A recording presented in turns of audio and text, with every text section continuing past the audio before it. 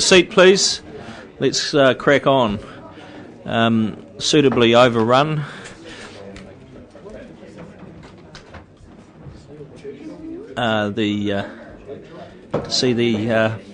Your second to last meeting, Councillor. All right. Okay. Let's now go to item 10 on page 15, please, and I'll hand that over to Mr. Drury to take us through that paper. Thank you, Mr. Chairman. This paper deals with directors' fees for HBRIC Limited. You will recall that in April, which isn't too far back, Council considered a paper put up by HBRIC Limited. That paper asked for an increase in directors' fees, recommended that they be externally reviewed and benchmarked. They indicated a fee level that they felt was appropriate, and they asked that Council consider its policy regarding payment of fees to Council of Directors. At that meeting in April, Council did two things. They discussed the bringing a paper forward that dealt with recommendations for independent or levels of directors' fees for the independent directors, which we have with us today. They also discussed whether the Council of Directors would be paid, and bearing in mind the Constitution didn't allow that payment at the moment. At that meeting, it was stated that at this time there was no appetite to change that situation. There was no appetite for directors that were councillors to be paid, and I think that situation stands today after certainly Councillor Dick's comment that the three directors are of the firm view that they will continue in their role and not be paid. If I'm wrong on that, just pick me up on that. But this paper does not deal with the payments of directors' fees to councillors. Okay, it only deals with the independents. So what we did between April and now is to take up on the recommendation of HBRIC to get some independent advice, and we have done so. We have approached the Institute of Directors that carry this type of review out for a lot of boards, and they have come back with some recommendations. We supplied some information to them about director time commitments and a bit about the governance structure of HBRIC. They pulled, the Institute of Directors pulled out information from similar organisations, both commercial organisations and council-controlled holding companies.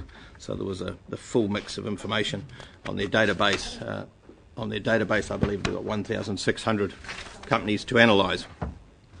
The findings, which are set out in Attachment 1 for your interest, are their findings are that the directors and chair are paid very low compared to the benchmarks in the sector. They also point out that the number of hours spent by the directors on HBRIC meetings is way up there in the upper quartile, and that won't come as any surprise. They also recommend a range of fees for council to consider, bearing in mind the time commitments and the nature of the work carried out by HBRIC. So there on 7.2, we have their recommendation of a base director fee of between 30 and 35, and a base chairman fee of between 54 and 63. They've used a factor of 1.8 for the chairman's fee. They've used a factor of 1.8 of the director's fee, and that's in line with commercial practice and in line with what was recommended in the HBRIC paper in April. In the HBRIC paper in April, the recommended director fee and chair fee in that paper comes very close to the top of the range in the Institute of Directors' recommendation. Final point, Mr. Chairman, is addressing the backdating of director remuneration, if indeed Council resolved to increase the remuneration. If there is a backdating to when the paper was put up by HBRIC, and that's back to April, there will be an additional 15 to 20,000 on these recommendations and these ranges required. Mr Caldwell has looked through the budget set for HBRIC, and he believes there's sufficient flexibility to pay that 3 months out of the current 13-14 budget. And of course, the budgets for 13-14 did provide for an increase in directors' fees for that year, for that 12 months. There is a need to change the Constitution. The Constitution currently sets out the directors' fees are only changed every 3 years. So on paragraph 10, Stuart Webster has recommended a small change in the Constitution clause 12.1. The change is the bit in brackets under 10.1 that reads, or such other times as the council may, and its absolute discretion, resolve. So if you decide to resolve today to increase the directors' fees, then it can happen with that change in the Constitution. So the recommendation, Mr Chairman, is number 2 is the change in the Constitution, noting that it is a resolution of the sole shareholder and it is a special resolution. And then recommendation 3 addresses the backdating, and the recommendation is the backdating to the 1st of April 2013, and there's a recommendation on appropriate director fee levels for your consideration. Thanks, Mr Chairman. Councillor Rem as well. Yeah. Thank you, Paul. I've just got the HBRIC statement of intent for the year ending 30th of June 2014 here. And as you mentioned, it says fees for the HBRIC board are set triennially. It also says, which you haven't mentioned, the HBRIC Limited Board recommends fee levels to council based on commercial norms, but discounted to reflect a public service element. And I don't think that statement, which is part of the statement of intent which HBRIC has signed off on, that isn't mentioned in this paper here today, which I think is relevant. Yes, Mr Chairman. No, you're quite right, Councillor. I haven't specifically referred to that.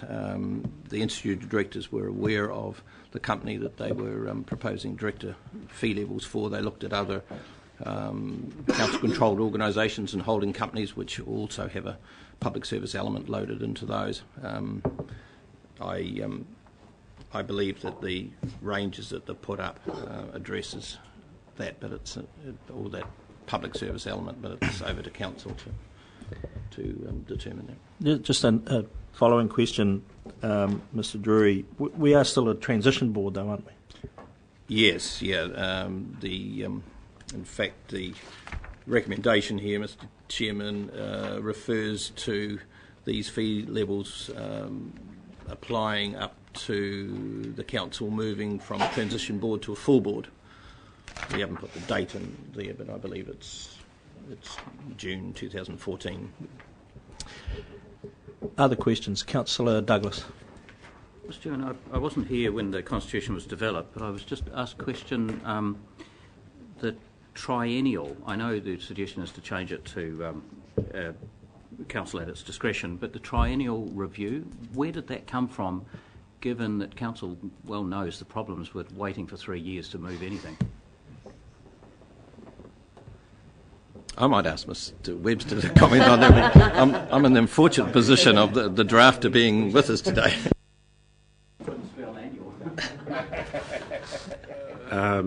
Quite possibly. Much of the material in the Constitution came from advice from Wellington, and I'm sorry I can't remember the advisor. If you have a look at the objects of the company and the Constitution, that was all developed. I don't have the right file with me, but I could find out the name. Anyway, the triennial aspect, I understand, was a recommendation that came from that direction, and it was simply faithfully put into the Constitution and discussed, debated, and passed. A supplementary question to Mr Webster, if you may, talking corporately of other companies you deal with. Would it be normal that the annual meeting, the directors recommend their fees annually and then the shareholder chooses? Is that a normal thing as opposed to a triennial? You've got to, I think, differentiate between companies that are 100% subsidiaries and other companies that have a different shareholder mix. So, in this case, would you think an annual one is an appropriate way of handling it, or a triennial one? I think the statement of intent that Councillor Ramsvale was referring to contemplates the directors themselves putting a recommendation up to the shareholder to say, we think it's time, and the way in which the clause in the Constitution is drafted contemplates that, which is in its discretion. Now, I think that gives, instead of having an annual review which might result in status quo 2 years in a row and then an increase in year 3, I think if there's a market imperative and a workflow that justifies an increase, it will keep your independent directors on HBRIC happier, that they know that they can go to council, but that's not a given that there'll be any increase at all. It's set against market rates. Third question relating to normal practice. I see in the paper today the proposal was wrapped with the managing director's salary.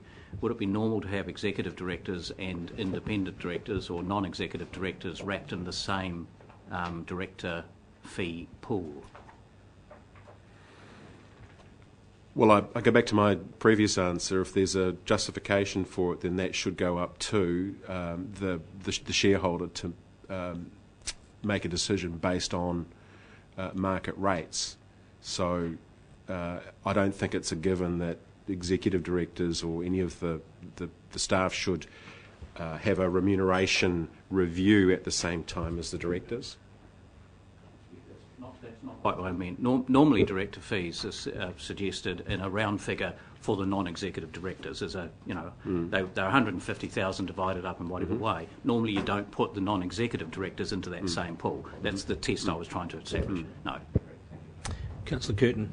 So could you advise the number of meetings held per month for HBRIC, please? Well, at the moment it's, if you include telephone conference, it's 1 or 2 a week. But yeah, normally it's a monthly cycle, formal monthly cycle. But there's been a lot happening lately, including Saturdays, I might add. Any other questions? Yeah, Mr. Chair, is it in order to change the Constitution in order to change the fee setting at the same time? I mean, wouldn't you actually have to change the Constitution first and then separately, perhaps at another time, work on that? It seems I can answer that. Fine. Well, we are changing it first, and then the very next question is the fees. So, is there no other procedure that's needed in order to change the Constitution? No, we have 100% shareholding, so there's no difficulty. It's 75% majority to change the Constitution, and there's a properly constituted meeting, so and notice has been given of the change, so there's no difficulty with making that amendment to the Constitution, then going on to actually make a decision based on the amendment. Mr. Chair, secondly, this was set up in February last year, and it's going to June next year, which is a shorter time than normal. But presumably, when those 3 directors were appointed, they were given the amount of money, which I think is $15,000 or $20,000, and they agreed to that amount for the and they agreed to the Constitution statement for that, and which includes looking at the fees every 3 years. So I'm just sort of wondering, why wouldn't they, be prepared to stick to what they agreed to at the outset? well, it's our decision. That's the issue. It's our decision. I think, Councillor, when the board was established, they didn't have responsibility for investigating the feasibility of the Ruataniwha water storage scheme. That was only handed to them by council at the end of 2012. I thought that was on hold for now. What's on hold? For now, Feasibility. Sorry. Yeah, but Any other questions? Councillor Dick.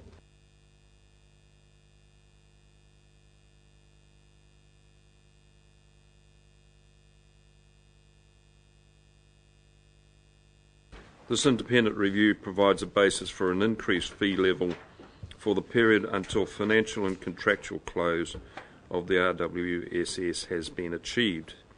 At this point, it is recommended that HBRIC Limited fees again be externally reviewed and benchmarked to provide a revised fee. And there's a possible implication in there that at that point, if we adopt these fees, that the fees thereafter would be reduced because the workload would be substantially reduced. So I really think, or I'm asking you the question, don't you think that rider should be, that's in 4, should be written into the resolution?